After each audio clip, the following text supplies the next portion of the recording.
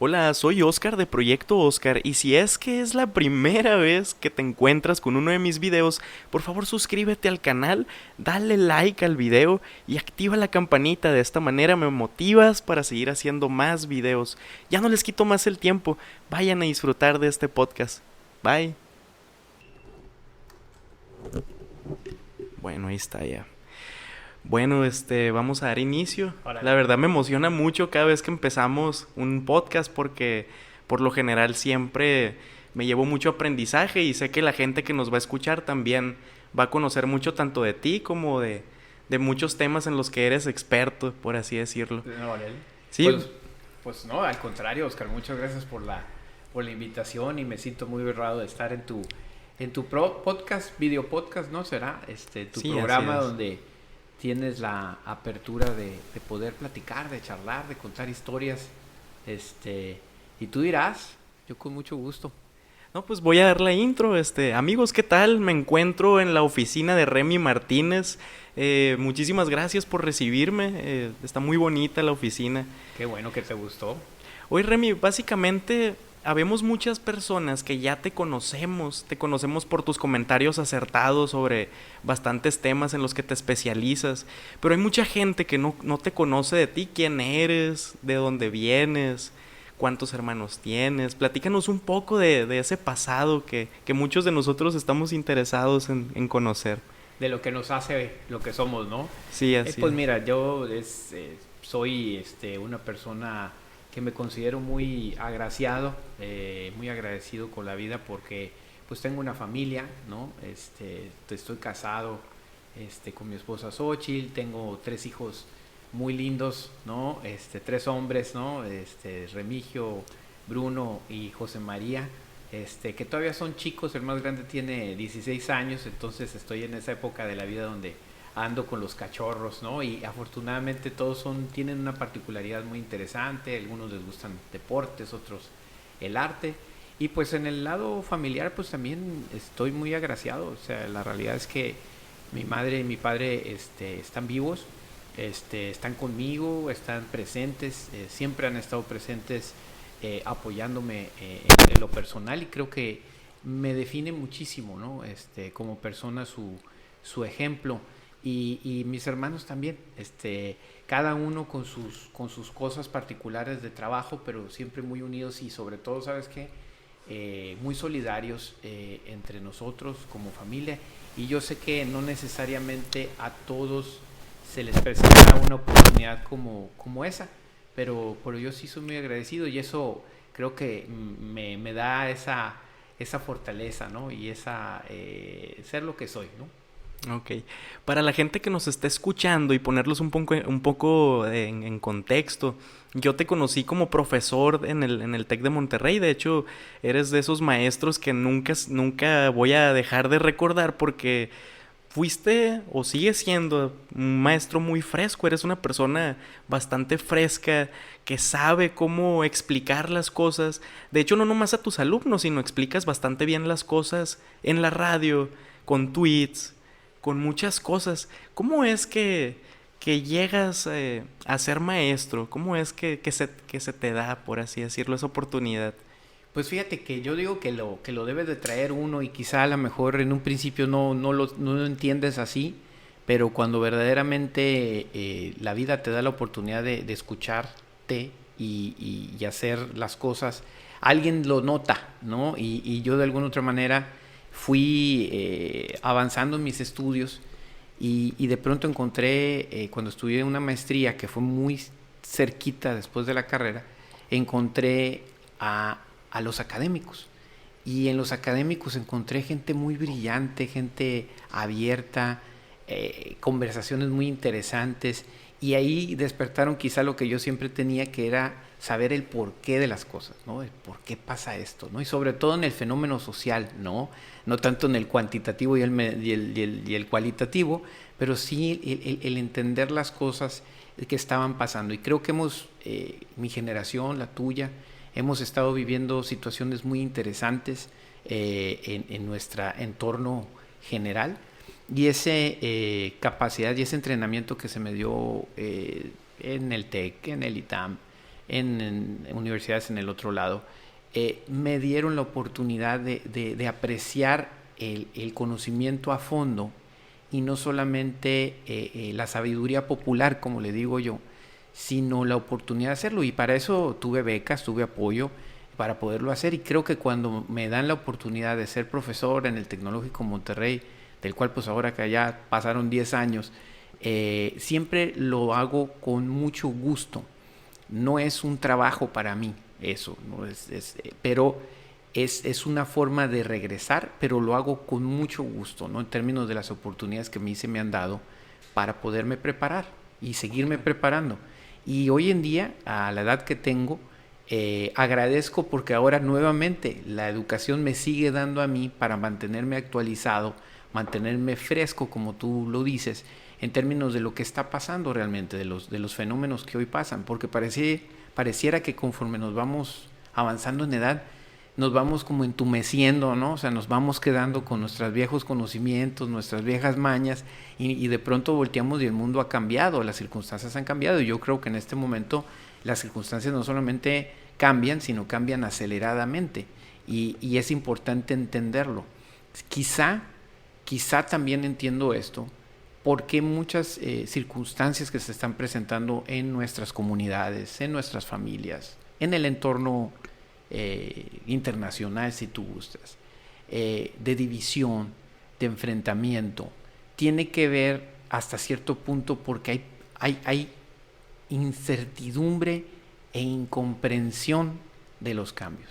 Son tantos, tan rápidos, repentinos, impactantes, que te cuesta trabajo adaptarte y te resistes. Uno de ellos es la pandemia, ¿no? Recientemente que hemos estado, pues ya vamos de salida, ¿no? De esto. ¿Qué me pudieras platicar sobre esta crisis pandémica que se vino? Bueno, eso pasa en una generación cada 100 años, ¿no? O sea, no es algo para lo que alguien esté entrenado, pero quien sí estaba entrenado era la humanidad. Estaba con los elementos y la capacidad de poder trabajar de una forma acelerada en busca de una solución. La tecnología, la información, el compartir conocimiento que se daba en Europa, en Estados Unidos, las revistas académicas abiertas al conocimiento para poder definir cuáles eran los patrones de las enfermedades, quién se enfermaba más, quién menos, cómo poner en marcha prácticas preventivas. Eso fue en un año, Oscar. Fue algo increíble, independientemente del grave impacto que tuvo la humanidad. Pero esta enfermedad se enfrenta con una capacidad de compartir información increíble, hasta para tener una vacuna en menos de un año, cuando esos procesos duran 10, 15, hasta 30 años. Se desataron tecnologías para trabajar de una forma remota y podernos comunicar de una forma muy importante. Y parece que de pronto nos concentramos en las circunstancias que nos limitaron. Híjole, quizás será el costo menor, ¿no? De la gran revolución en la que la humanidad se metió. Y ojalá que en poco tiempo volteemos y aprendemos a reconocer ese avance que dimos. Esa posición que tuvimos frente a una amenaza tan fuerte como fue la pandemia, pero que también nos dice y nos habla de un mundo o un entorno muy cambiante, y eso es duro para la salud de las personas, para la salud mental de las personas, y genera reacciones, no todas de ellas positivas, no todas de ellas positivas. Entonces es importante los ejercicios donde nos preguntamos cosas, donde tratamos de acercar respuestas que nos ayuden a comprender, no respuestas que nos ayuden a reafirmar lo que creemos que sabemos, que eso es lo que pasa mucho, ¿no? Lamentablemente y afortunadamente las redes sociales han sido un instrumento de mucha riqueza, pero al mismo tiempo estas redes sociales tienen una programación que atiende a una circunstancia muy humana, que es el sesgo cognitivo. Yo creo lo que ya creía y rechazo lo que no conozco. Entonces, cuando tú te alimentas de información que solamente refuerza lo que tú crees, pues más duro te vuelves cuando alguien más tiene otra posición, y eso trasládalo a otras circunstancias, y es quizá las cosas que debemos de estar trabajando hoy en día, entender las redes sociales como lo que son, un modelo de negocio muy particular, pero que tiene su efecto en la sociedad, y cómo le hacemos para temperarlo, cómo le hacemos para poder comprender lo que está pasando, qué trucos tenemos que hacer para abrirnos a las circunstancias que nos llevan a un enfrentamiento social. Pero es entendible que en un ambiente de incertidumbre la gente se sienta con miedo, y que por lo tanto busque agruparse, ¿no? En lo que sea, pero agruparse para hacerle frente a lo otro, a lo desconocido, a lo que viene, a lo que está progresando. ¿Quiénes están más preparados? Pues los jóvenes, porque los jóvenes han estado expuestos a todo esto, ¿no? Han estado expuestos a la desilusión, vamos a decirlo, al resquebrajamiento de las instituciones, y eso ha sido muy lamentable, pero tenía que pasar. Todo tiene que renovarse, cambiarse, y enarbolar mejores cosas hacia adelante. Pero también genera un sentimiento, y es reconocido, un sentimiento fuerte de decepción, pero que eso no se convierta en motivo. Y los más grandes, pues imagínatelos, ¿no? Creyendo en circunstancias y en futuros que estaban programados. Tú estudiabas una carrera, conseguías un trabajo, trabajabas, te retirabas, te ibas a tu casa. Eso ya no pasa, ¿no? Primero, ya nadie se retira, ¿no? Y eso tiene su efecto. Y número 2, las cosas no son tan ciertas como lo que tú pensabas. Entonces, si el futuro no es cierto y el pasado pues ya pasó, entonces el presente se vuelve en una circunstancia que nos invita a meditarlo, a relajarlo, a absorberlo de una forma diferente como lo estamos absorbiendo hoy en día, y que nos genera tanta confusión, ¿no? Este momento que tenemos es ¿no? O sea, punto. El podcast va a salir mañana, pasado, pues bueno, ese será otro momento, pero el momento ese es el importante. El cercano, el de enseguida, ¿no? El amanecer. Esas cosas nos han llamado la atención a decir, ¿sabes qué? Pues, híjole, tengo esto, salgo adelante. Las inercias pasadas, los compromisos con ese futuro que tenía que darse, que tenías que llegar y que tenías que estar, pues dejaron de estar ahí, para bien o para mal. No quiere decir que sean malas, pero es lo que es hoy. Pero entenderse, comprenderse y pegarse una palmadita en la espalda y decir, tranquilo, no pasa nada. Diría mi papá, no te sientas como llanero solitario, ¿no? No eres tú solo el que tienes esa ansiedad o esa angustia. Mucha gente la tiene, ¿no? Pero hay que saberla sobrellevar. Entonces yo siento que esto es un momento de transición. Lo que se tiene que ir no se ha terminado de ir. Lo que va a llegar, ya hay algunas cosas, pero hay otras cosas que las necesitamos y todavía no están ahí. ¿Cómo qué cosas nos pudieras mencionar que hacen falta por llegar? Pues mira, en particular algo que es, y tú lo ves hoy en día reflejado en muchas luchas, en muchas partes del mundo. Para mí uno de los temas fundamentales hoy en día es el tema de la energía como tal, porque tiene un impacto no solamente en el acceso a la energía, en el uso de la energía, sino el efecto que la generación de energía tiene en el medio ambiente en el que vivimos, ¿no? O sea, en el planeta que vivimos. Entonces tenemos un tema de clima, y al mismo tiempo tenemos un tema del uso de la energía. Y hay un fuerte debate y hay un fuerte interés respecto a seguir utilizando tecnología vieja, porque es la que hay y porque hay intereses dentro de eso, y hay un otro interés que quiere cambiarlo porque ve la necesidad de hacerlo. Pero ese cambio entre los combustibles fósiles y la energía renovable, o la energía del sol y del viento, etcétera, etcétera, es una lucha grandísima. Pero A este futuro le hace falta la tecnología final. Todavía le hace falta. Le hace falta dónde vamos a guardar la energía, cómo podemos hacerlo. Eso todavía no está ahí, pero va por llegar. Ese solo factor tiene un impacto como no te imaginas en los enfrentamientos globales, en los retos globales, en el entendimiento entre países, que no tienes una idea, ¿no? ¿Por qué? Porque es lo último del inventario que queda por vender. Entonces estamos en una situación de último tiempo del inventario y al mismo tiempo ya estamos viviendo cada vez más las consecuencias del cambio en el clima. ¿Solución a eso? Pues ya no tanto detenerlo, sino cómo vamos a ser resilientes frente al cambio climático. Entonces, esas son las cosas que están pasando ahorita. Entonces, creo que tenemos muchos elementos para poderlo irlo distinguiendo. La tecnología por sí sola ha irrumpido a la sociedad. La sociedad ni siquiera sabe bien a bien el efecto de esa tecnología y apenas hoy en día se empieza a decir, güey, ¿sabes qué? Pues cuidado con esto, cuidado con lo del otro, fíjate lo que genera en la salud mental de las personas, fíjate cómo la situación de la manipulación de los procesos políticos democráticos, oye, fíjate tú, sí es cierto, ¿no? Pero lleva tiempo entenderlo, ¿no?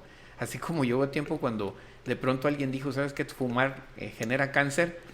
Pues así un poco, de pronto ciertos eventos tecnológicos han llevado tiempo para entender cómo manejarlos, ¿no? Y creo que ese es uno también de los retos más importantes, porque la rapidez de la información, desde un Twitter hasta un Facebook, hasta un podcast, hasta lo que sea, tiene un efecto fuertísimo sobre el comportamiento humano.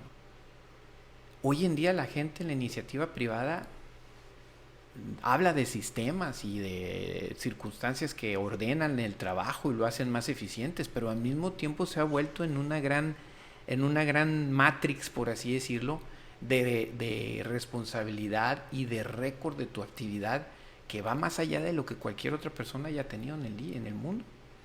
Hoy tú estás sancionado por las redes sociales desde casi desde que naciste. Tu papá puso una foto en el Facebook y de ahí en adelante todo lo demás está registrado. Tu trabajo, tus responsabilidades, esto. Ya no hay dónde esconderse de la digitalización. Y eso genera ansiedad, ¿no? Eso genera incertidumbre. Eso genera apresuramiento. Y yo creo que un poco de mucho de lo que vemos en el ambiente social y político es ese pelea, ¿no? Dicen los gringos la palabra reckoning, ¿no? O sea, cuando estás como en una especie de revelación contra este cambio que te mueve de tu posición original, ¿no? Por eso pues, tuvimos a Donald Trump, que su logo era básicamente regresar al pasado, ¿no? O sea, ¿por qué? Porque sabía que una buena parte del electorado no sabe cómo lidiar con el presente y preferían en su cabeza pensar en un pasado que seguramente fue mejor en su imaginación, aunque no sea cierto, pero por no poder lidiar con el presente. Entonces, creo que estamos en una época como nunca de inflexión, de traslado tecnológico, social, y como diría un buen historiador, cuando vean los libros de la historia, dicen, mira, en aquella época, la época de Mesoamérica, la época de la Segunda Guerra, en este momento estamos viviendo una historia. Estamos viviendo la historia, Oscar, en este momento. Simple y sencillamente. No estamos ni antes, estamos después de la Guerra Fría, estamos después de ese momento, pero no necesariamente estamos en un momento definido. Pero yo sí diría un momento de inflexión muy importante, con retos inquietantes, por decirlo menos, y donde las voces se agradecen. Las voces prudentes, las voces que llamen a la reflexión, las voces que te llamen a la calma y que busquen sobre todo no ser profetas. Ahí viene y nos vamos a morir todos. O el otro que dice como mago, todo se va a solucionar, al fin va a salir un app y todo se va a resolver. Tampoco. Estos problemas se resuelven con personas trabajando en soluciones, con gente que está trabajando en cómo resolver desde pequeños, medianos hasta grandes problemas, ¿no? Porque, en efecto, ya hay un saldo bastante grande de ellos. Remy, ¿qué nos puedes platicar acerca del capitalismo? Vivimos en un mundo demasiado capitalista y siento yo que gracias al capitalismo tenemos pues el calentamiento global que hay hoy en día. ¿Crees tú que tenga algo que ver? Yo creo que por supuesto que está más que, dirían los científicos, ¿no? Correlacionado. Pasa una cosa y pasa la otra, ¿no? Como esta época de integración comercial y productiva que se da en el mundo a partir de los 90, básicamente, quizá más acelerado en el 2005, cuando China entra a la Organización Mundial de Comercio. Es exponencial el nivel de productividad que se da en el mundo y por lo tanto la contaminación que se genera. Se supondría que el modelo tendría para todos, y lo que estamos observando es que quizás sí, pero no lo suficiente. ¿En qué me refiero con esto? Que las brechas de diferencia económica en la mayor parte de los países son muy altas. O sea, el coeficiente de Gini famoso es alto. ¿Qué quiere decir? Que hay una gran diferencia en quien tiene, en el que tiene poco y los pocos que tienen mucho. Entonces, eso también afecta cuando no hay una posibilidad de tener movilidad social. O sea, que tú digas, bueno, yo vengo de por acá y pues si le echo ganitas voy a salir adelante. No, de hecho hay una cosa, ¿no? El echaleganismo, ¿no? O sea, una cosa así por ahí, ¿no? Si usted trabaja fuerte va a salir adelante. Y sí es cierto, hay que trabajar fuerte, porque las oportunidades salen de esforzarse, pero salen en muchas ocasiones de esforzarse, pero no salen para todos. Y esa es una realidad, ¿no? Si entendiéramos que tú y yo esta oportunidad que tenemos es una oportunidad que no la tienen todos, claro que te cuesta tu trabajo, tu esfuerzo, pero estamos posicionados por suerte en otras circunstancias, nuestra capacidad de ser generosos con los demás fuera más grande. Pero vivimos en una situación del mérito, lo que trabajo es mío, entonces me cuesta mucho trabajo dar, porque es mío, porque yo lo trabajo, porque yo arriesgo el capital, arriesgo el cuerpo, arriesgo lo que sea. Sí, pero esa oportunidad que tienes no la tiene todo el mundo. Y hay que entenderlo así, ¿no? Eso no la tiene todo el mundo. Yo siempre cuento una historia que me impactó mucho hace 3 inviernos, 4. Mis hijos tienen la oportunidad de una escuela primaria privada. Y en diciembre hacen la actividad de ir a una escuela aquí mismo en Hermosillo, en otra colonia. Y me impactó mucho porque van los niños, les llevan regalos a los niños de la otra escuela. Y el director de la escuela dice allá, estos niños que son niños de Hermosillo, pero que viven en tan diferentes condiciones. O sea, es real. Las oportunidades no son para todos, no están para todos. La estructura dejó desprotegida la movilidad social y eso no puede ser, ¿no? Entonces si me dices a mí capitalismo, pues bueno, yo siempre la palabra capitalismo la ubico como una palabra peyorativa, ¿no? Que se utiliza desde el otro espectro ideológico, ¿no? Desde el espectro socialista o comunista, el capitalismo. Yo le diría que la libertad es muy importante, pero la conciencia social también lo es. Entonces, no es nomás todo para mí, ¿no? Es para mí y para mi entorno, cualquiera que este sea, desde lo familiar, comunitario, hasta lo más grande que es, quizá para los impuestos. Es decir, se debe repartir esa riqueza, que no nomás se la quede unos cuantos, es lo que Tiene que ver, no solamente se trata de cobrar, o como dice el Alejandro Casio Valdés, tax the rich, ¿no? O sea, groseramente, por así decirlo, no ayuda en nada a la discusión el decir, póngales impuestos a los ricos. Es muy de izquierda eso, ¿no? No, es muy de una idea que se le puede denominar progresista, o sea, es el cambio porque el cambio se va a dar y empujas, ¿no? O sea, es un poco radical, pero no ayuda en la verdadera discusión.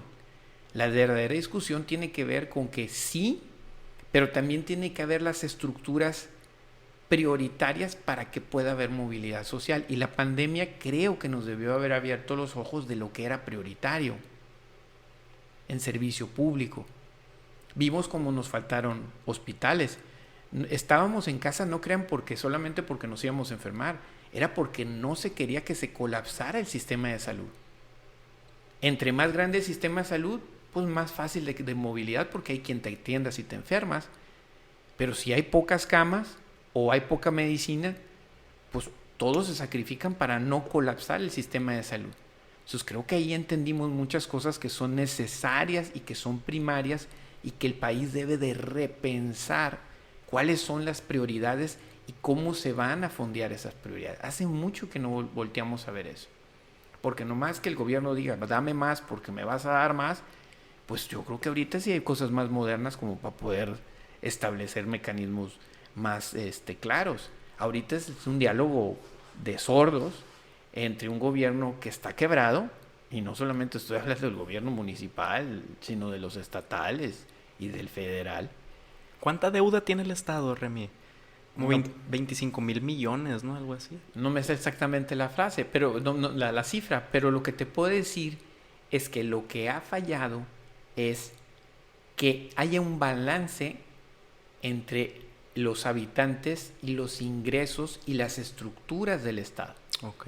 ¿No? O sea, un balance. O sea, ¿cómo puede ser que Hermosillo, por ejemplo, o Nogales, tengan la infraestructura que tiene con la población y los automóviles que tienen? Oye, pues si hay tantos carros y hay tantas personas, pues tendría que estar balanceado el presupuesto de la ciudad. No. ¿Me explico? No, porque el dinero se va allá y luego ya le tienes que suplicar al jefe, cualquiera que sea. No estoy hablando de partidos, pero el jefe que sea, por favor, si nos puede mandar una obrita, etcétera, etcétera, ayúdenos con... Oye, no, ese modelo no funciona así. O sea, ¿qué ha hecho el municipio? ¿Qué ha hecho el Estado? ¿Qué hace la federación para restablecer? Número uno, ¿qué queremos?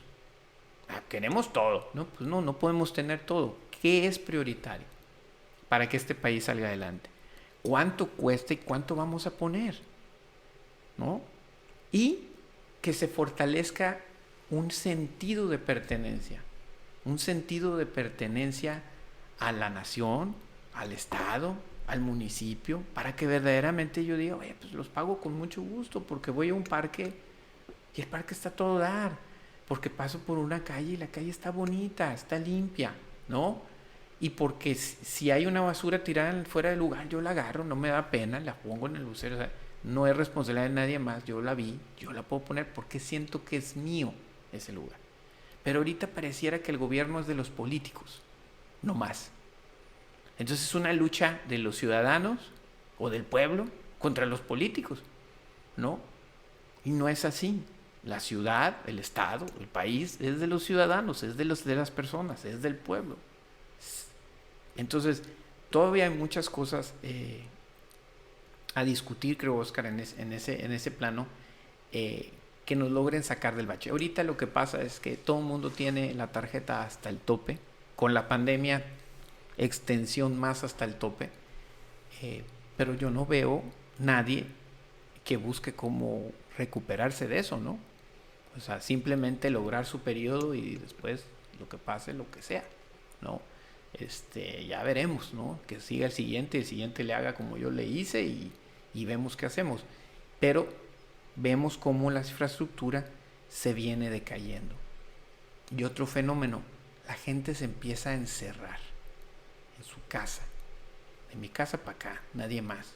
De mi cerrada para acá, nadie más. Yo les decía, hay una película que se llama, y es un libro, ¿no?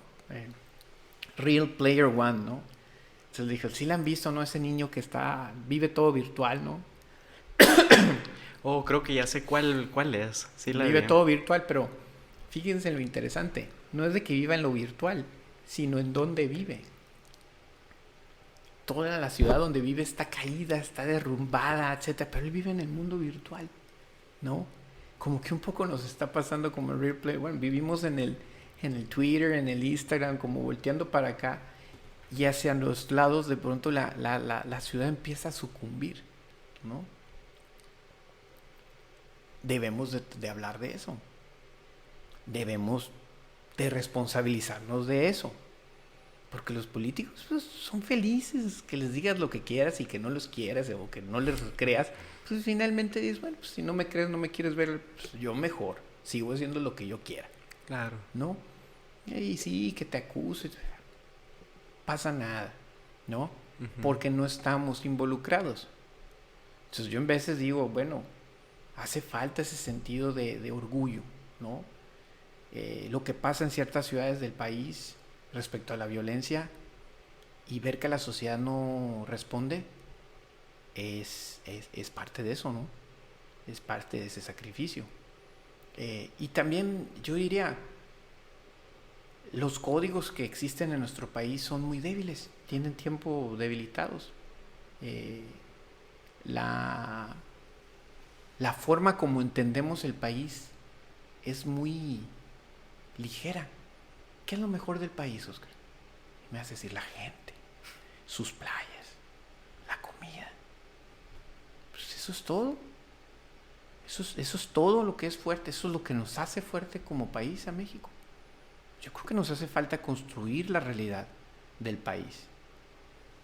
Los problemas, el crimen. Al crimen le tenemos miedo. El crimen nomás se llama crimen, pero es el crimen pareciera que nos dijeran el Coco, o nos dijeran Freddy Krueger. O sea, el crimen nos da miedo.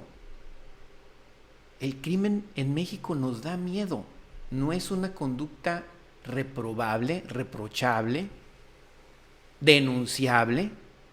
No. A la ciudadanía le da miedo el crimen. Eso no puede ser. Entonces imagínense cómo se sienten las fuerzas públicas. No, pues, ¿quién le quiere entrar? Nadie. ¿Le queremos entrar? No. ¿O sí? No. ¿Quién sabe? No. Nadie quiere hacerle el héroe. Entonces tenemos los problemas que nos damos. Oye, que tomaron la carretera. Oye, que no sé qué. No, pues sí. Pero no lo denunciamos. Nadie lo dice. Nadie dice que está mal. Y eso se transmite en la población. ¿A qué se deben esos sesgos que tiene la mayoría de la gente? ¿Por qué no se rompen tan fácil esos sesgos que pues, son como un impedimento de ver más allá, pues?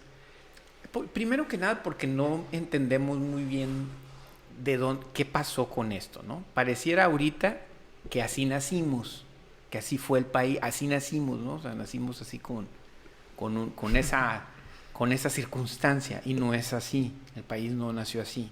Entonces el problema de seguridad, el problema del crimen organizado es un fenómeno regional, si tú quieres decir, es un fenómeno geopolítico, ¿no? Porque involucra regiones específicas que tienen que ver con el tráfico de drogas, el consumo de drogas y el mercado que eso se genere. Entonces, no es un problema que se resuelva en una ciudad, es un problema que se atiende desde las 3 capas de gobierno que tenemos, pero no se identifica como amenaza nacional. No se identifica. Es por lo mismo que mencionas, que a la autoridad no le interesa. Pues. Yo creo que la autoridad también reacciona a los mismos códigos que nadie ha querido construir, ¿no? Porque la fortaleza institucional en México se fue perdiendo. Entonces, imagínate tú un gobernador, ¿no?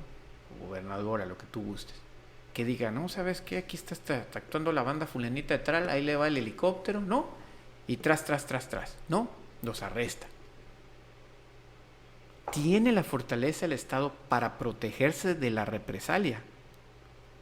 Esa es una pregunta.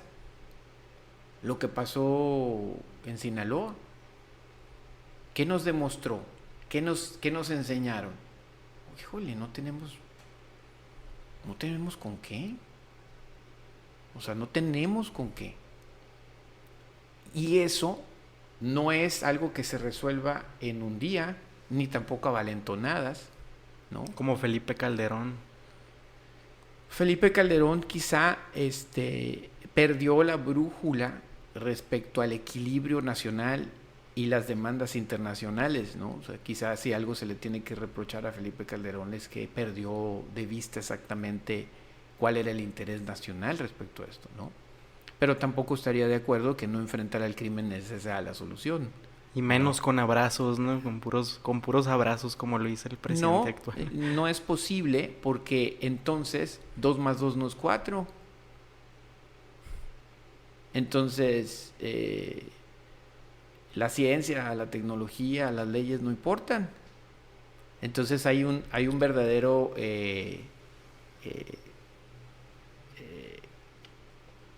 caída de la fibra moral respecto al orden del Estado. No puede ser. No puede ser. Se entiende que el camino de la violencia es malo, pero se debe de entender quién está dentro del margen de la ley y quién no. Ahí está el gobierno federal ahorita proponiendo que los jóvenes de 18 años se den obligatoriamente de alta en el RFC. Estoy de acuerdo, pues bien. O sea, entre más contribuyentes, pues vamos generando una sociedad ordenada. Oye, pero a los niños de 18 años les pides que se registren en el Registro Federal de Contribuyentes y al crimen organizado, ¿qué? ¿Nada? No funciona. No funciona. Quizá nos perdemos luego en mensajes simplistas a una realidad más compleja. Subestimamos a la población pensando que la población no va a entender. Y claro que puede entender.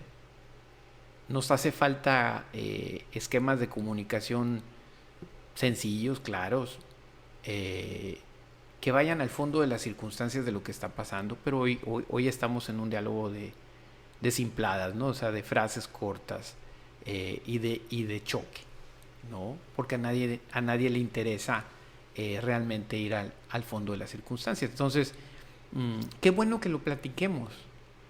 O sea, porque no es de partidos, y no se trata de pro AMLO, anti AMLO, o si AMLO es el parteaguas de la historia. No, pues el país es el país es un país grande, es un país fuerte, es un país que tiene una población muy potente, jóvenes, tiene recursos, tiene dinero, y aparte ocupa un lugar en el mundo muy especial, que con la pena a los políticos, pero pues no importa mucho lo que ellos digan, ¿no? Porque la sociedad tiene otros ritmos, pero se sigue ocupando gente inteligente, capaz, comprometida, con visión, que lleve a cabo las acciones. Por ejemplo, a mí en lo particular ahora en la pandemia, todo lo que Marcelo Ebrard de pronto se descolgó el amigo y dijo vamos a conseguir las vacunas. Me han criticado mucho porque digo, oye, pues si no estuviera Marcelo Ebrard yo no sé cuánto hubieran llegado las vacunas. No, que es el Estado. Bueno, sí está bien, pues es todo el Estado, pero se notó que alguien accionó de forma rápida para tratar de conseguir una solución, ¿no? Oye, Remy, ¿qué vacuna te tocó que te pusieran? A mí me tocó vacunarme con la vacuna Pfizer. Ah, ok. Igual que un servidor. Sí, fíjate, es una historia interesante la mía porque pues no es la común. Yo enfermé, fui a dar al hospital.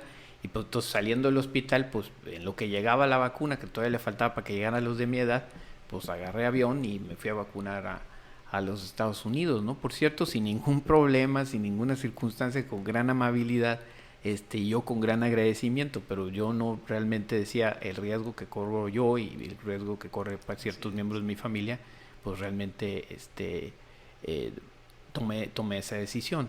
Pero al mismo tiempo entiendo que el proyecto de vacunación avanzó, quizá no tan bien como quisiéramos, pero avanzó, y eso para mí es muy positivo, y eso nos permite ver cómo hasta cierto punto los estragos de la pandemia no se han extendido más de lo que ya se han extendido en nuestro país, ¿no? ¿Qué nos puedes platicar acerca de las monedas que no están centralizadas, como lo viene siendo el Bitcoin? Todas esas. Ya, me encanta, porque va muy pegado. De hecho, por ese lado me iba a ir, pero me fui por el lado del crimen organizado. Ahora que me hablabas del capitalismo y me hablabas de esas circunstancias, siento yo que en esta época pandémica y de muchos jóvenes integrados por medio del internet y los medios digitales, resurgió una vieja idea, que no es nueva, sino es una muy vieja idea, que es seguidores del economista Adam Smith, ¿no? Que es el famoso de la mano invisible, ¿no? Dejar hacer, dejar pasar, que muchas veces se le denota como liberales, pero realmente son libertarios. En inglés se le dice libertarians, ¿no? Que es diferente que ser liberal, porque el libertario sí tiene un fuerte componente de buscar, en la medida de lo posible, la libertad individual, la reducción de la influencia del gobierno en las acciones individuales, y por lo tanto esto se ha visto reflejado en dos fenómenos muy interesantes. Número uno, lo que pasó con GameStop, cuando una serie de inversionistas chiquitos empezaron a hacer la guerra en las bolsas de valores en Estados Unidos desde sus computadoras y con pequeños capitales, y quisieron que esa empresa se fuera para arriba en el número de las acciones, ¿no? Retando a los grandes jugadores del mercado. Y lo otro es algo que ya venía cuajando desde antes, que es esto, lo de las monedas, de las criptomonedas, ¿no? De las monedas digitales como un mecanismo de intercambio independiente de los fondos o del control de los estados, ¿no? Del control de la moneda por parte de las entidades que emiten la moneda. Yo los encuentro muy vinculados, porque siento que la criptomoneda simboliza esa libertad de regulación de parte de los usuarios contra el Estado, ¿no? Habrá muchas observaciones de que dicen, bueno, pues los estados manipulan la moneda. Sí, todos tienen y emiten de mayor o menor medida políticas monetarias de o soltar dólares o soltar moneda para tratar de ayudar a su economía, o de otra manera de restringir ese dinero para que también tenga un efecto sobre el consumo. Entonces, estas criptomonedas creo que vienen muy apegadas a ese sentido libertario, que por cierto, ahora en Alemania, que hubo elecciones, el partido que va a lograr la coalición de gobierno creo que tuvo 28% de la votación. El partido libertario tuvo 12%, o sea, la mitad del que ganó.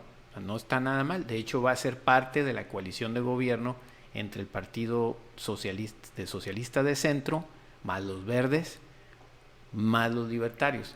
Pero es un partido con una vieja idea, pero que ahorita muchos jóvenes están siguiendo por la idea de regularizar lo mayor que se pueda, ¿no?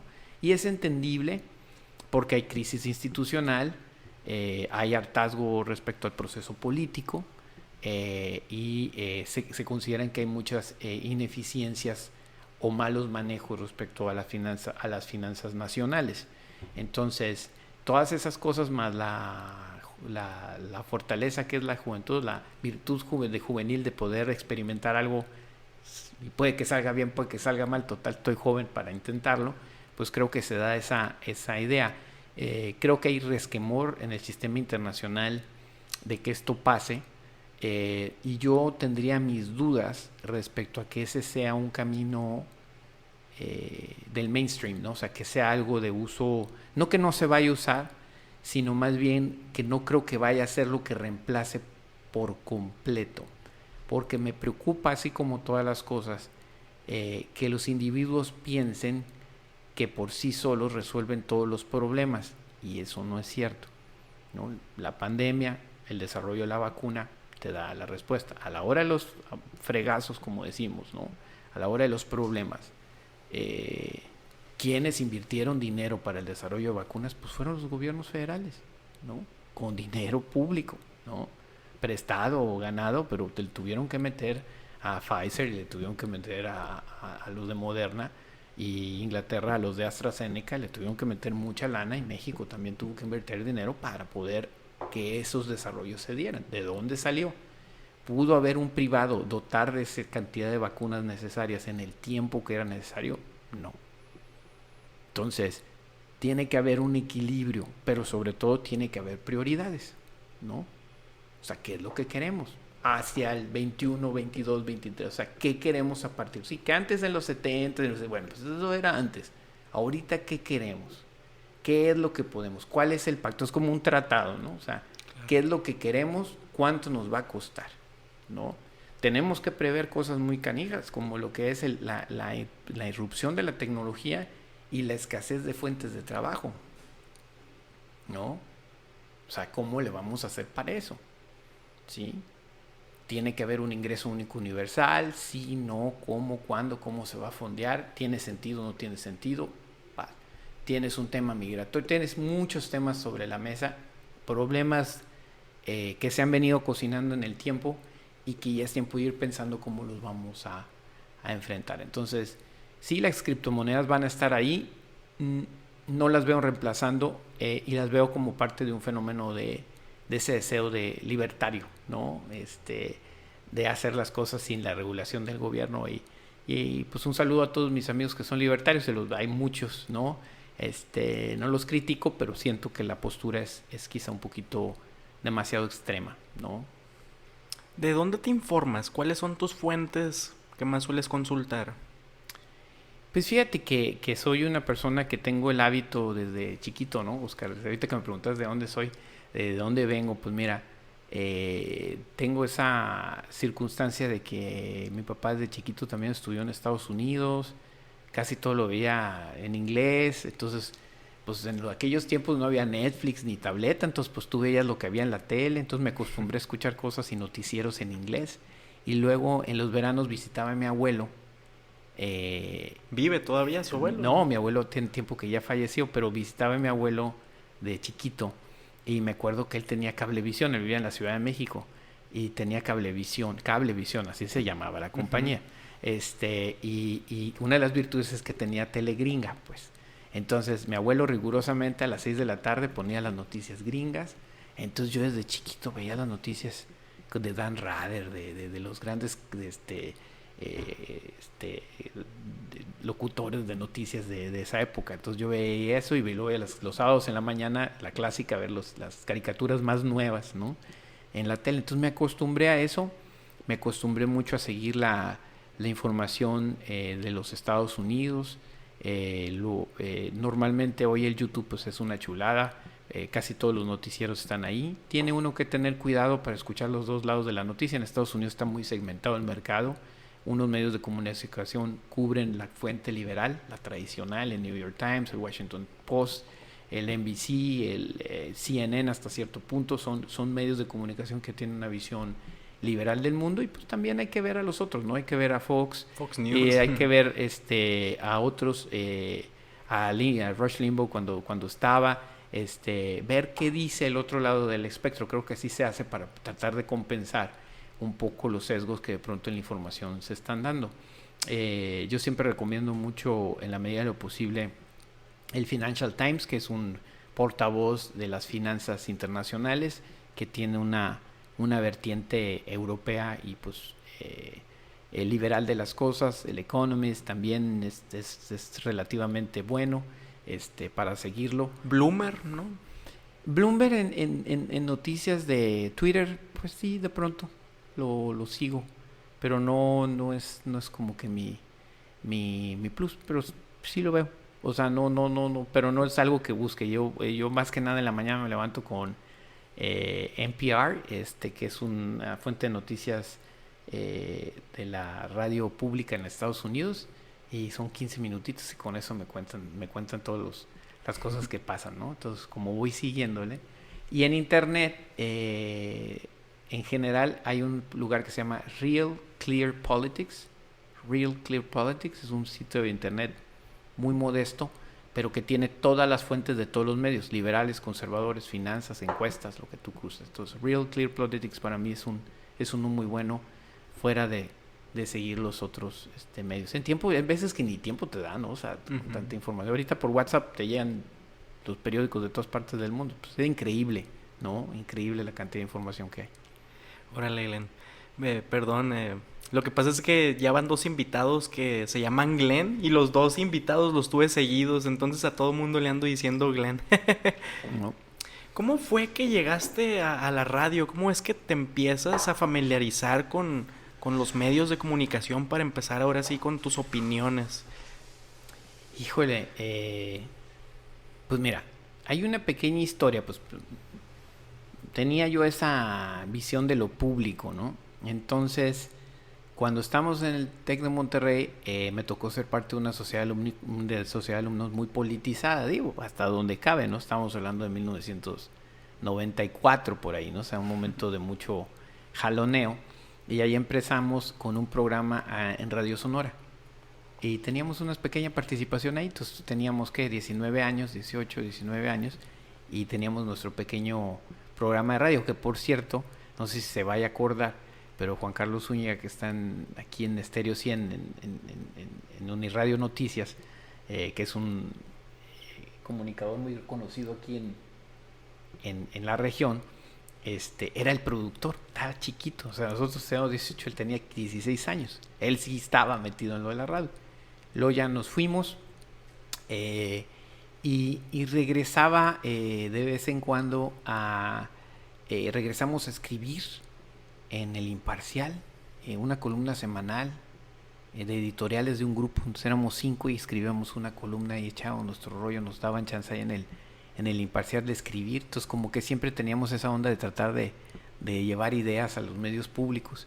Y no sé si exactamente 2010, 2011 me invitan de las nuevas radios a Proyecto Puente, que apenas iniciaba, y luego a Radio Zoom, a Zoom 95.5, que era una radio comunitaria que antes se llamaba Radio Bemba, que era una radio muy contestataria, clandestina, casi pudiéramos decirlo, con Carlos Aparicio, y me invita Eric Moncada, hijo de un periodista muy reconocido aquí en la comunidad, y Eric Moncada me invita, que era productor ahí, y ahí empecé. Me invitaban a platicar principalmente de cosas de seguridad. Estamos en esa parte, y aparte a mí me había tocado una experiencia laboral en el tema de seguridad, entonces ahí platicamos y empezamos con eso. Y luego yo me fui a Estados Unidos, a la Universidad de California, y ya me fui acercando más a los temas internacionales. Entonces ahí, mi casa ahí es en la Zoom, y Juan Carlos en Uniradio me invita también de vez en cuando, y con ustedes los alumnos ahí en la radio del TEC de Monterrey, pues tratamos de hacer esa dinámica precisamente porque siento que es una dinámica que nos permite conocernos en la práctica mejor, sobre todo porque se presta mucho para mi tesis, pero no, realmente se ha dado, ¿no? O sea, no es algo que yo busque, por lo general, las invitaciones se me dan y las agradezco mucho, y como te digo, yo estoy muy agradecido con lo que me ha tocado, y por lo tanto cuando voy, pues trato de llevar lo que trato de aportarle a la gente, ¿no? O sea, que me está escuchando, ¿no? O sea, mi punto de vista, buscando no enfrentarlos, y tratar de comprender las cosas a como yo las veo, ¿no? Claro. ¿Qué haces para cuando te sientes estresado, abrumado, simple y sencillamente te quieres, pues distraer un poco? Ahorita me mencionabas que hacías deporte. Sí, es un cambio de mi vida, ¿eh? Y eso se los recomiendo a todos los que nos escuchen, no importa la edad. La realidad es que muchos de los excesos que cometemos de comidas, bebidas, incluso drogas o otras conductas, tiene que ver mucho con nuestra salud mental, que es un concepto que hoy se usa con mayor generalidad.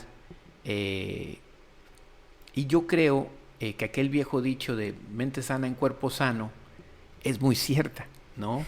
Es un proceso químico, ¿no? Bioquímico, las endorfinas.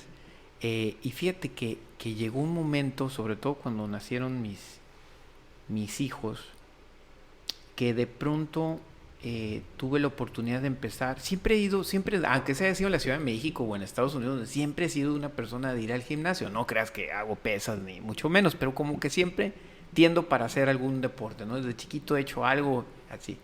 Pero ahí más cercanamente en esa edad me trasladé estaba haciendo mi trabajo en el gimnasio, que en veces es pesado, monótono, medio aburridón, y en eso me encontré con un deporte fabuloso para mí, que ya tiene tiempo, que se llama racquetball. Y en el racquetball me encanté, es un deporte extraordinario en términos de porque es rápido, es motivante, le pega, la bola suena, es una cosa hecha para personas así que les gusta el movimiento rápido, ¿no? Bueno, así lo siente uno, ¿no? Y aparte, una cosa muy interesante, que no es lo mismo jugar, que no es lo mismo hacer deporte que jugar. Entonces encuentras un grupo nuevo de amigos, ¿no? Platicas, haces equipo, ¿no? Te reúnes, te ríes, empiezas a hacer las competencias. Entonces yo creo que se suman dos cosas. Para mí ha sido muy importante el papel que esto juega para mí, porque le tomo mi tiempo, ese tiempo para mí, el tiempo de jugar racquetball o pickleball, ¿no? Es tiempo mío que lo disfruto y que gracias a Dios a mis hijos también lo han retomado como tal. Entonces, pues, qué mejor, imagínate, aparte de jugar con mis amigos, mis hijos pueden jugar conmigo. Entonces eso me da mucha paz y tranquilidad. Claro, no está de menos, y cuando puedo llegar a empezar el día con algo de meditación, pues, puta, ese día va a estar mucho mejor. Y algo que nunca me había tocado, Oscar. Nunca había tenido yo un perro. Ok. Entonces recientemente rescatamos a una perrita, por ánimos de mi esposa y de mis hijos, y dije, bueno, pues órale, pues la perrita, hombre, es una cosa tremenda, ¿no? O sea, quien no tenga un perro no sabe, ¿no? Yo antes decía, quien no tenga un hijo no sabe, pero quien no tenga un hijo, pero no tenga un perro no sabe de lo que se está perdiendo, ¿no? Porque es verdaderamente algo que te ayuda mucho, que es una empatía bien chistosa, ¿no? Y lo disfruto mucho. Entonces, entre la familia, el deporte, la Florencia, que es la perrita, y uno que otra meditación, con eso me calma mucho, y me quita muchas de las necesidades de hacer otras cosas que ya simple y sencillamente ya no están en el line-up. ¿Qué papel juega tu esposa dentro de tu vida profesional, inclusive?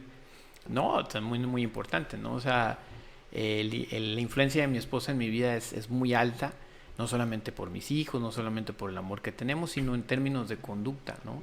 Nos complementamos bien, nos platicamos un chorro, o sea, si nos grabaran, o sea, platicamos, pero hasta altas horas de la noche. Nos comunicamos mucho, nos tenemos mucha confianza, eso es bien importante. Busquen una pareja siempre que puedan platicar de lo que sea, que no se tengan que guardar cosas, y que esa ir y venir de cosas te ayude, que haga equipo. O sea, una pareja es un equipo, y sin duda fortalece a más de una persona, y buscar el equilibrio, ¿no? Estábamos en tiempos donde las parejas están estables en base al respeto mutuo, está en base al cariño, por supuesto, que se tienen, y a la comunicación. Cuando hay un desbalance de eso es cuando se hace difícil.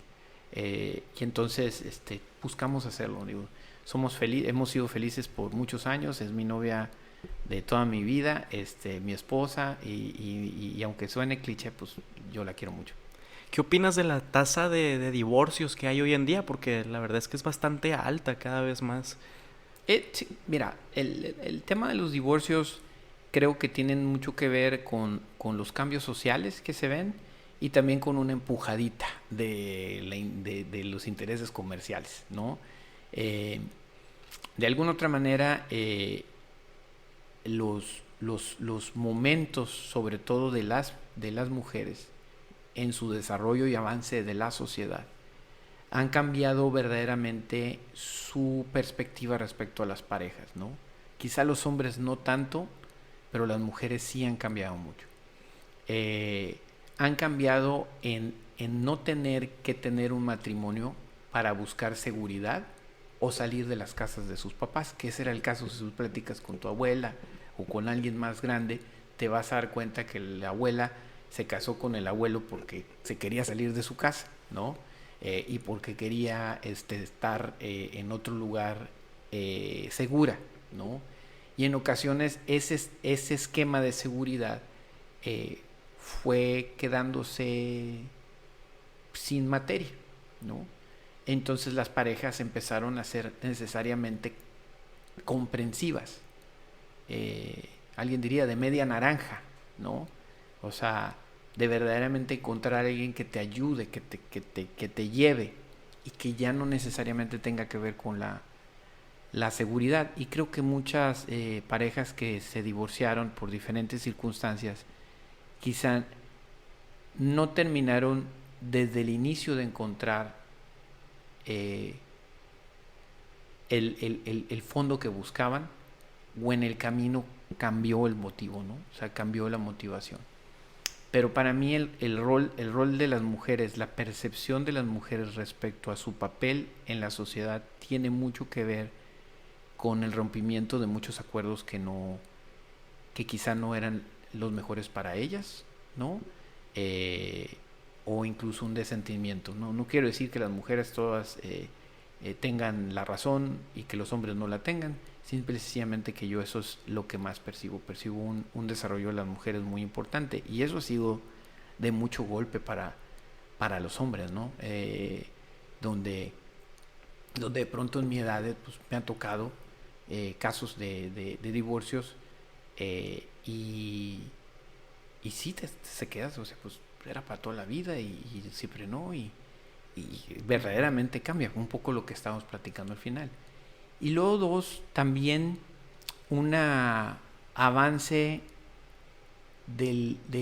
o empuje del individualismo, ¿no? Un empuje del individualismo. Entonces, en esa búsqueda de la individualidad y de la libertad, pues existe menos tolerancia, ¿no? Existe menos diálogo y por lo tanto el desentendimiento. Son situaciones generales. Sé que hay cosas muy personales de cada separación de matrimonios, entonces soy respetuoso de eso, ¿no? Porque son cosas muy humanas y quizá las más importantes que hay. Remy, ya para terminar esta plática, hay un tema que había estado sonando con bastante frecuencia en meses atrás. Es el tema de la legalización de la marihuana aquí en el país. ¿Qué opinas sobre eso? Pues mira, es un tema que a mí me cuesta trabajo, porque por un lado entiendo el daño que la restricción genera el mercado negro y las consecuencias del mercado negro de cualquier producto, ¿no? Me pesa hasta cierto punto, porque al igual que el abuso del alcohol u otras sustancias, el abuso de las drogas, particularmente la marihuana, no dejan de ser un inhibidor, ¿no? De las sensaciones. Y si uno tiene que inhibirse de las sensaciones, el problema no es la marihuana o el alcohol, el problema es el individuo, ¿no? El que necesita desinhibirse es el individuo por algún motivo o razón. Entonces, quizá lo relevante no es la despenalización, que por sí solo es toda una discusión y es algo que ya está dado en nuestra sociedad. Pero a mí lo que me preocupa es que no entremos al fondo de por qué de la inhibición, ¿no? Puede ser la diversión, puede ser la risa, pero también puede ser otra cosa, y lo que le resta al usuario en términos de sus capacidades no se me hace que sea deseable, no se me hace que sea lo deseable, ¿no? Pero sin duda alguna son de esas cosas que finalmente no se resuelven más que desde el punto de vista del consumidor, o sea, del individuo, quien puede o no puede hacerlo. Realmente las consecuencias de la prohibición de las drogas, pues las vemos, ¿no? O sea, violencia, homicidios, corrupción, afectación a las instituciones. Pues, híjole, los daños colaterales de prohibir las drogas, pues híjole, como dicen luego, no sale más caro el caldo que las albóndigas, ¿no? pero no por eso dejo de pensar de que las drogas fluyan libremente. Pues yo sé que no es así necesariamente, pero sí me genera un cierto conflicto. Sí, cierto conflicto, sobre todo que tengo hijos, ¿no? O sea, claro. Me genera cierto conflicto, ¿no? Pero nuevamente, insisto, ¿no? La solución está dentro de ti y los problemas los tienes tú dentro. Ayúdate, busca ayuda para que encuentres el equilibrio, ¿no? El equilibrio que te salga adelante. Puedes hacer deporte, claro, puedes meditar, puedes ir con un psicólogo, puedes ir con un psiquiatra, puedes ir con alguien que te ayude a dejar lo que no se vuelve común, lo que no se vuelve normal, ¿no? Eso sí hay que tener conciencia, ¿no? O sea, dejemos de pensar que las adicciones son a las donas, somos adictos. No son las donas las que debemos de promover. O sea, es el individuo el que tenemos que ayudarle a que encuentre su equilibrio, ¿no? Aunque no lo creas, hay mucha gente que me pidió que te preguntara una cosa en específico. Hay muchos jóvenes, por lo general jóvenes de mi edad, que al momento de que ellos están trabajando en una empresa les llega pues, de repente un buen cheque, pero no saben qué hacer con ese cheque. La pregunta es la siguiente: ¿qué hago con mi primer cheque considerable? ¿Qué se puede hacer con ese dinero? ¿Dónde lo guardo? ¿Qué hago con él? Bueno, el número 1, volviendo a lo mismo, el trabajo no te define hoy en día. Número 1, trabajo no te define. El trabajo es algo que haces y te pagan. Y el dinero es bueno, pero también es peligroso, ¿no? Yo creo que hoy la gran moraleja que nos dice es: ¿con qué puedes vivir? ¿Qué tantas cosas necesitas? ¿Es más válido vivir la experiencia o tener cosas? ¿Y qué tan importante compartirlas? Pues creo que la respuesta contra un buen chequezón, ¿no? Pues una buena parte como toda, una buena parte ahorrarla, una buena parte gastarla y otra buena parte compartirla. Le hace falta mucho al mundo que compartamos, como sea. Tiempo, acciones, cosas. Compartirlas. Y a lo mejor no necesariamente tenemos que ir a la Asociación Nacional de tal cosa. A lo mejor quien necesite nuestra ayuda y nuestra solidaridad es alguien más cercano. Y nos lo brincamos, ¿no? Y está ahí. Es un sobrino que necesita a alguien que lo cuide, que lo atienda, ¿no?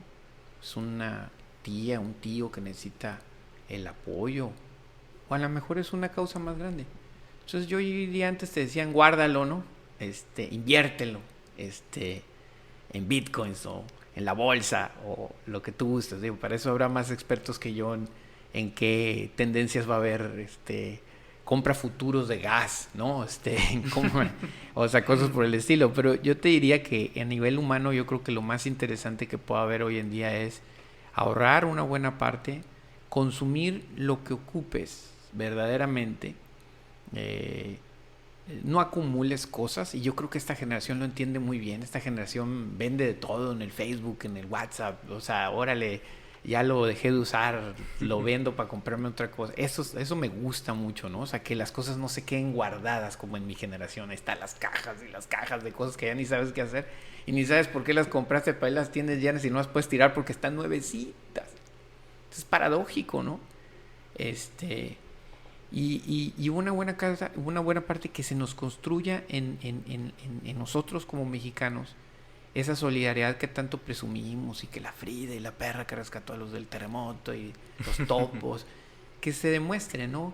Que encaucemos, que apoyemos causas padres, ya te digo, cercanas o lejanas. Y te voy a decir, no se van a arrepentir. no se van a arrepentir de ayudar. Para nada. Si algo en algún motivo me motiva a mí a regresar a lo político, es porque creo en eso, creo en ayudar. Y creo que a muchos se les olvidó eso. Llegan a ayudarse, pero se les olvida ayudar, como antes.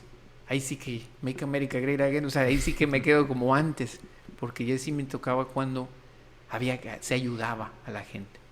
Y hoy más que nunca la gente necesita ayuda, y que hay carencias grandísimas, las hay. Entonces, pues bueno, no sé si esa era la respuesta. Igual andaban buscando que sí, que tendrían que invertir su lana, si la ahorran, y pues para eso no es cosa más que darse cuenta de los cambios tecnológicos que se están dando ahorita y qué cosas van a funcionar hacia futuro, ¿no? Ya para finalizar, Remy, llevamos poco más de 1 hora 10 minutos. Siempre les digo a mis invitados que le digan o que le manden un saludo a su yo del futuro. Y cuando digo a tu yo del futuro me refiero a tu yo que va a estar viendo este podcast. ¿Qué le dijeras o qué le dirías a ¿Cómo Remy? hablaste, Víctor Remigio? Bueno, le dijera, en un futuro, decirle, mira, qué satisfecho está en ese momento y qué satisfecho sigo estando ahorita, porque así me siento, ¿no? Excelente. Así me siento. Espero estar en buena salud. Si te estás viendo, pues quiere decir que llegaste a alguna edad, y que estés rodeado de la gente que quieres, ¿no? Finalmente eso es lo que cuenta, ¿no? Y eso con la pandemia también, ¿no? O sea, como dices, o sea, pues qué tantas cosas eran, ¿no? Pues estas, platicar contigo, compartir, y espero que este tiempo pues sea de interés, y porque para mí sí lo fue y es, ¿no? Algo muy interesante platicar. Me sacaste mucha sopa, como dicen luego. Bueno, pues Remy, muchísimas gracias. Gracias por tu tiempo, gracias por recibirme aquí en el despacho. Y sin duda alguna, te lo vuelvo a repetir, eres una persona que ha estado haciendo algo desde hace mucho y no has dejado de hacerlo. Tienes un impacto bastante considerable en lo que haces. Me imagino que la gente que te ve te llega a ubicar y inclusive hasta te saludan en las calles. No sé si te ha llegado a pasar gracias a toda la chamba, ¿no? que tienes. No creas que salgo tanto a la calle, dirían por ahí, pero no, me siento tranquilo, me siento contento, sobre todo pensando no en lo que piensen de mí, sino en cómo me siento yo conmigo mismo, Oscar. No es de envidia, no es de envidioso, es la realidad. Claro. Centrémonos todos en lo que uno piensa de uno. Sea uno considerado, generoso con uno mismo, dense chanza. La gente, digo, aunque suene un poco cruel, la gente no está pensando en nosotros, está pensando en ellos. Ustedes piensen en no se limiten, no nos limitemos. Siéntanse satisfechos con lo que ustedes hacen y sean, como te lo digo muy sinceramente, generosos, ¿no? Entendidos consigo mismo, ¿no? O sea, no se castiguen, ¿no? O sea, no se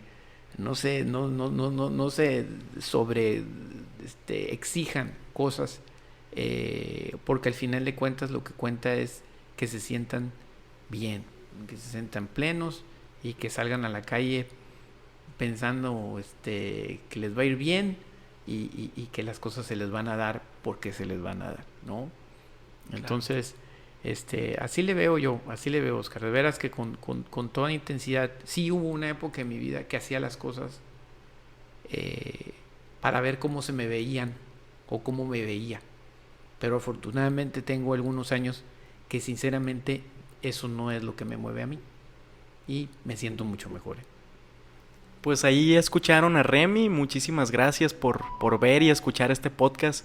Igual manera, si llego a volver a regresar para acá a la capital del estado, te voy a contactar, dalo por un hecho ahí para hacer la segunda parte. Con muchísimo gusto, Oscar, y sigue en este ejercicio tan divertido, tan entretenido, y espero que ustedes lo disfruten así como lo disfruté. Pues muchas gracias también a ustedes. Yo soy Oscar de Proyecto Oscar. No se les olvide suscribirse, darle like al video y comentar. Y pues nada, nos vemos en el próximo episodio. Hasta luego, bye. Hasta luego.